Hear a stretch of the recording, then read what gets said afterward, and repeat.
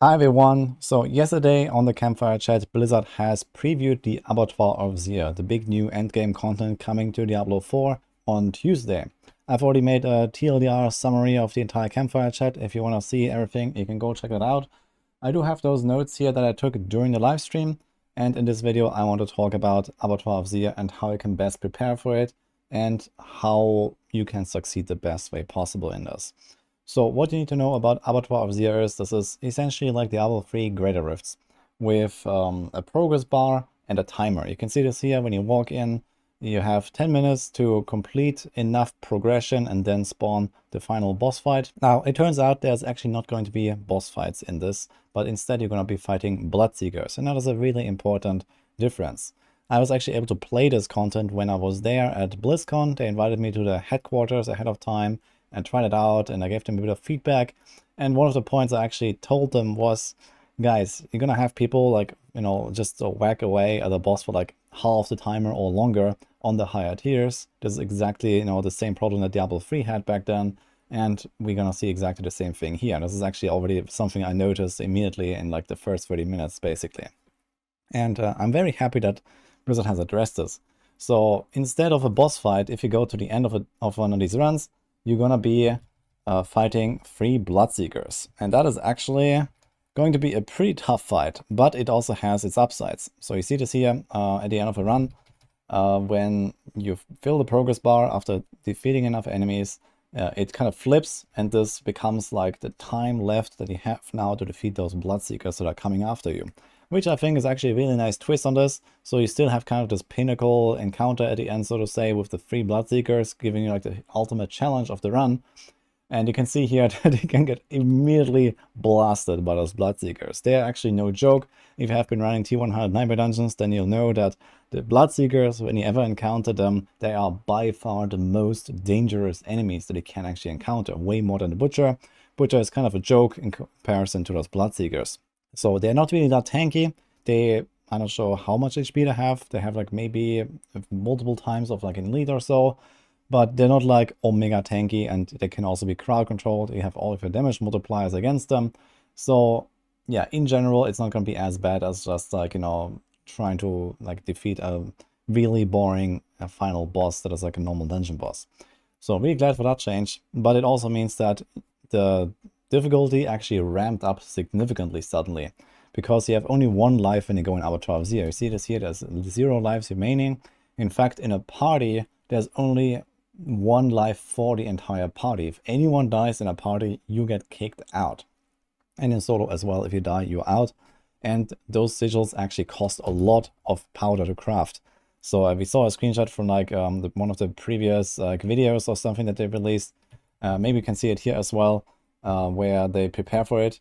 But either way, those sigils cost a lot of dust. So I think the first tier already costs 800 sigil powder. So if you repeatedly fail, you're gonna run out of sigil powder really fast. So this is something to keep in mind. I'm not exactly sure if you do kind of like refill your sigils as you go, or if you kind of get the next tier after the dungeon is over, or if you have to completely just like fuel it from outside sources. I imagine you do get sigils, or you get at least sigil powder for completing a run, but if you fail too often, you're gonna run out of sigil really fast. So you wanna have a very defensive setup, like basically get everything in there that you can, and then worry about the damage afterwards. So that's kind of like how I approach making my builds. I've already prepared all of my builds for this, and this change to this like whole like boss, like lack of boss fights, I guess, is really welcome, I think, because it allows you to not necessarily fully optimize around single target damage, but instead you can focus more on actually taking those AoE packs here, which is way more exciting as well. And then you have the Bloodseekers at the end. If you can deal with those somehow, then you're going to be golden. So this is going to be like the #1 priority. You have to be able to take on 3 Bloodseekers at the same time. And those guys, they're like basically beefed up elites, and they have, I think, 3 affixes every single time. And yeah, they're going to be very dangerous. So you maybe want to try to split them up a little bit, or you might try to like CC them and nuke one down, and then kind of come back and do that again or something like that. So that's probably kind of like the approach that you're taking here. But what it means is also that builds that we initially thought would be very weak in Abattoir of Zir can potentially be way better now. One example would be, for example, Pulverized Druid. I didn't really expect it to be super weak, However, Pulverized Druid has this one big downside, which is the boss damage. And now that's not going to be a problem anymore. So there are those kind of like heavy AoE damage builds, Pulverize, Blood Surge. There's a bunch of stuff like that, basically, that just can't really deal with bosses very effectively, that we thought would just kind of cap out very easily because of this.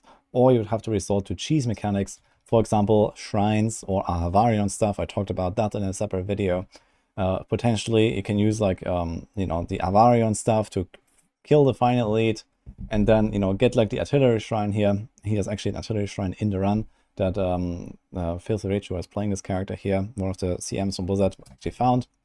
So you can find those and kind of like cheese your way through the final fight, for example. If you have a protection shrine, artillery shrine, whatever, that will definitely help you out there. And it is probably recommended to actually save those shrines until the final encounter against those Bloodseekers, in most cases at least, if it's not too far away, or if you can kind of somehow like skip some monsters here and then come back and spawn the boss here, or like the 3 Bloodseekers, and you're gonna be way better off fighting them with a shrine. But you can get those shrines apparently, so they did not remove those, but instead they removed the boss fights. And, you know, I kind of had the fear that we would just kind of like cheese our way through the different tiers in Abattoir of Zir by using artillery shrines, by using blaster shrines or conduit shrines that can just kill the boss in 3 seconds instead of 3 minutes or 5 minutes. So that is not going to be the case, which is great, but instead, yeah, you have to be able to deal with those Bloodseekers. And not every build can do that so easily. Now, another thing is that when you go into Abattoir of Zir, there's going to be Afflictions. Apparently similar to Nightmare Dungeons. We don't know exactly what is the list of Afflictions that you can get, if it's going to be exactly the same. It doesn't seem, for example, that those environmental or like utility aspects are present. For example, like Suppressor, Stormbane's Wrath, Lightning Storm, etc. So maybe those are kind of like left out, but you see here when you craft these sigils, it says like a number of Afflictions. And I guess that is going to increase as you go to higher tiers to potentially like up to 4 or 5 or whatever. A bunch of Afflictions that make the runs harder beyond just the typical level scaling and the typical tier scaling.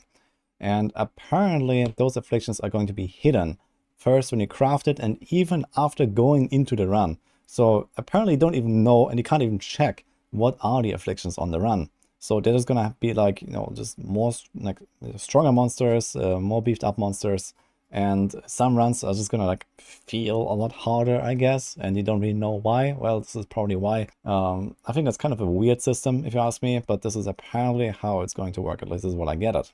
There are some affixes in Nightmare Dungeons right now that are really dangerous here that you might have to worry about, especially if on hardcore, but even on softcore, because of this 1 life limitation and the extremely high cost of sigil powders. You know, stuff like Backstabbers, stuff like Armor Breakers, stuff like Resistance Breakers can easily kill you in moments, basically. So, for example, when you are just barely capping out your resistances and then you get Resistance Breakers or you get Armor Breakers, they can reduce your resistances by, I think, 25% or something like that. So going from 70% res to 45% res, you take almost double damage from elemental attacks.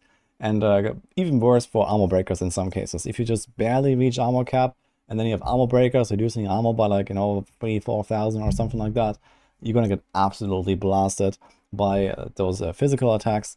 And I guess there can be other cases, you know, for example, barrier breakers, if you really rely on that, and you don't actually know that this is on the map.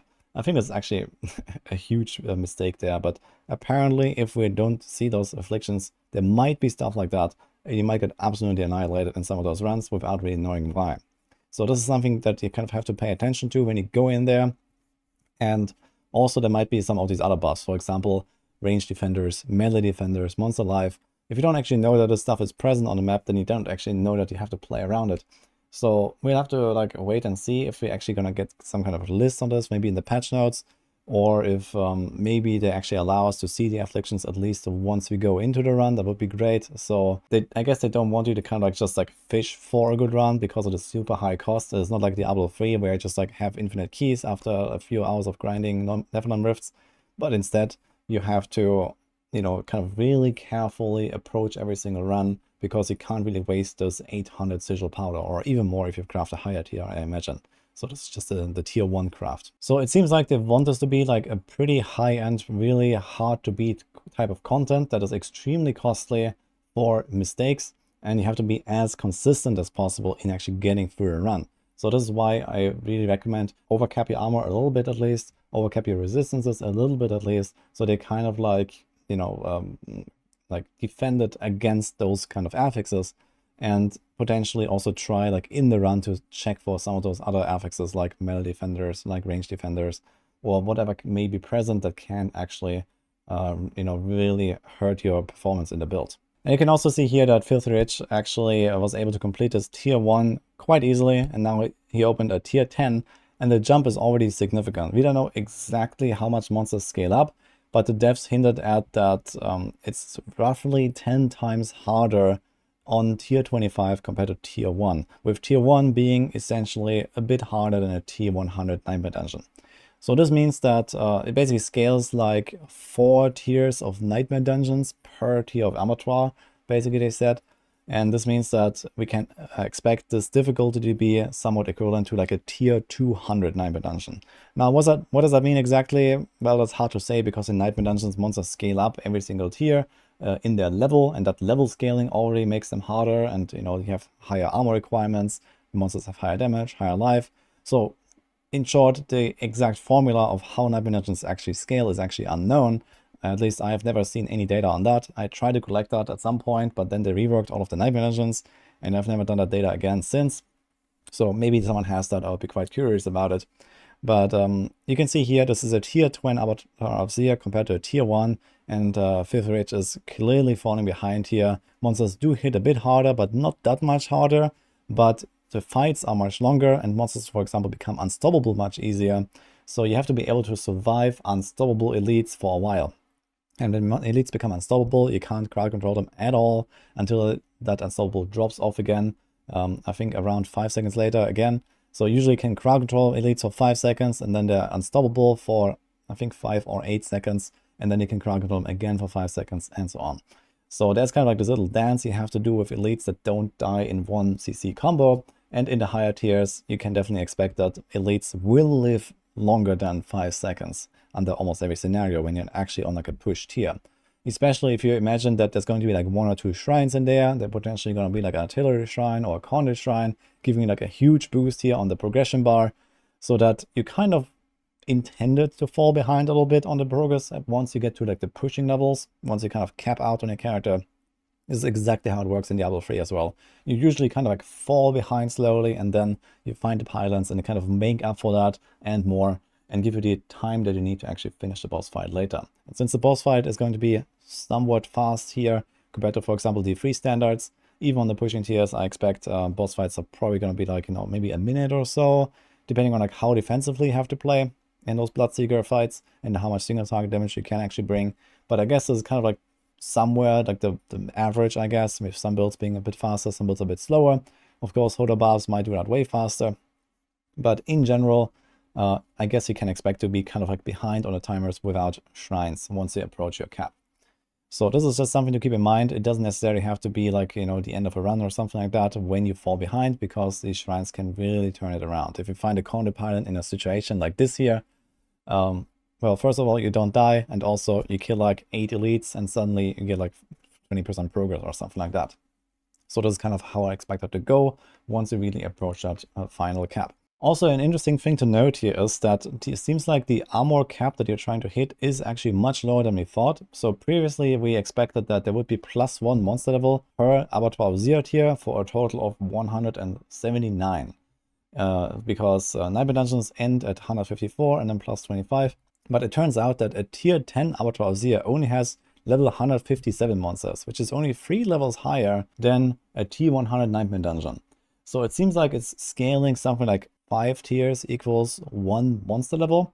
And this means that in Abattoir of Zir tier 25, for the highest tier, we're gonna have something like, yeah, level 159 or maybe level 160 monsters. And this is it. And this means you don't actually need all that much more armor than, for example, for your typical tier 100 setups. I don't know the number exactly right now, but it should be somewhere around 14,000 armor. Previously, we were expecting to need something like 15,000 armor. So this makes it quite a bit easier to hit that armor cap. And in some cases, you can probably try to do that with, for example, Iron Skin Elixir, with Incense, with you know, a bunch of like % armor rolls on your gear, and actually don't have to necessarily go for Aspect of Disobedience.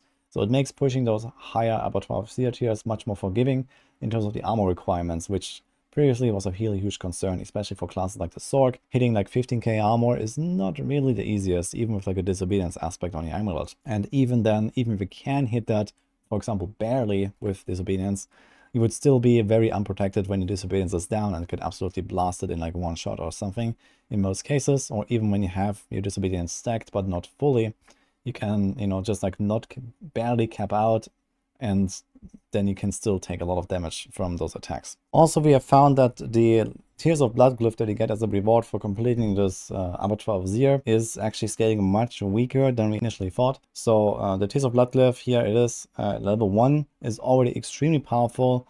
So it gives you 2% multiplicative damage per 5 core stats, and we expect that any core stat counts because that's at least how it works in the game. There's a category of stats called core stats, which is strength, dex, and willpower, and we expect that everyone is going to spec into all of those core stats around the glyph to maximize this glyph here, and you can see that it is extremely powerful. And then you also have this rare node bonus, so you're going to try to hit the right board where you can get some massive bonus from your rare nodes as well. For example, like some armor nodes, some life nodes, some damage reduction nodes, or something like that. That's probably like the best spots to really put that. And then you can get a lot of power here. And you can rank this thing up 200 times. And it will take a long time to do that. But you can see that here, and it starts out at just 2% per 5 stats. And previously we thought that it would scale up like a normal glyph, being 20% of the base power per level, but it looks like it's a 5% base power per level. You see this here. A rank 2 Tears of Blood is actually 2.1% only. So this means that like a fully maxed out glyph is not going to be roughly 4,000% of damage as we previously thought, but more like 1,000% damage, which is obviously still a ridiculous number. So for example, when you look at my Twisting Blades Poison Rogue planner here, I have the Abattoir of Zir variant. This is the one that I made like, 2 weeks ago or something like that. We put a glyph here, and this is a one glyph with something like 67% increased damage at radius 4, and then when you rank it up to 50, it's going to increase in radius to radius 5, and then at level 200 you can get something like 4,300% increased damage. But this is with the scaling that is now going to be reduced to roughly 1/5 of that, or 1/4 of that. So it's going to be roughly like 1,000 something percent damage here, which is a pretty ridiculous number. But at level 50, for example, this glyph is going to be still really powerful. So if you put it down to 50, it says 1,000% damage here. And again, like roughly a quarter of that is means like something like 250-ish or so percent damage is possible from this one glyph alone if you rank it up to 50. So I think this is going to be like the main breakpoint here. Because if you compare this, for example, compared to, like I say, a level 49 glyph with the smaller radius here, you see this is 750%. A quarter of that would be like, 180 or so, roughly like that. So there is definitely quite a jump here between level 49 and 50. So I want to try to hit at least at rank 50 to like take up more of those nodes here. Of course, this also has an opportunity cost. But in general, I think that in every case, you want to take all of those nodes here if you can. And if you don't really like lose anything super important from other boards or so. But this definitely means you have to invest a lot into this. And from all the planners I made, I kind of found that you usually have to give up one glyph entirely or one board entirely. So depending on what exactly you actually have. But for example, here, if you have like, let's say a typical like 5 or 6 board setup, then you might have to like cut out an entire board here that gives you back like 15 to 20 points. And this is basically the stuff that you invest into this glyph here. So maybe you can actually see that here. So this is like the previous setup, for example, on this Twisting Blades Rogue at T100 before you get the glyph. There's Eldritch Bounty, and this is basically exactly what I dropped here. I dropped the entire 6th board, and then I started putting this glyph here instead, which is just way more powerful. And of course, you also have to lose another glyph. So in some cases, you actually lose 2 glyphs, and then you can put this one there, and you get like this insane damage multiplier. But you may lose some other secondary effects that are quite important for your build. So it can be quite tricky to fit it in. In any case, though, bottom line, what this means is that tier 25 Abattoir of Zir is going to be beatable, I think. Probably, potentially even day 1. So because you can kind of like just cheese away through the higher tier Bloodseekers with shrines, and you don't actually have to worry all that much about getting a shrine or about Avarion procs, for example, to defeat bosses and all that stuff on the higher tiers, at least for druids and sorks. I think we might be able to actually go all the way to tier 25, even without a level Tears of Blood glyph.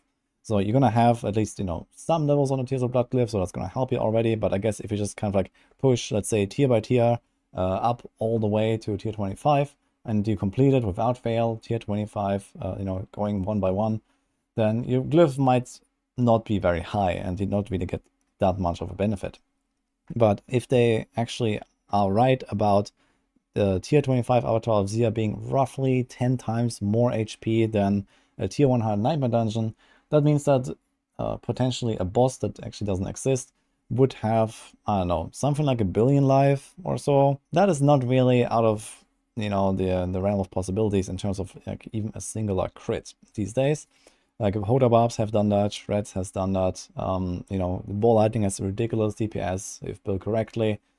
And there are some other builds that can also like dish out like dozens of millions per hit or so. And you're not even gonna fight bosses. You're gonna fight Bloodseekers. You can't see those Bloodseekers. You have all of your damage multipliers. And I think they definitely have less HP than a typical boss. So we're talking probably about like final you know, boss encounters on tier 25 that have maybe a few 100 million HP or something like that. And I can definitely see even very tanky built Hoda Barbs just walking in there and kind of like free-shotting them or so, even on tier 25. But again, we have not actually played it ourselves. We don't know the scaling exactly. This is just something that we heard on the Dev Livestream.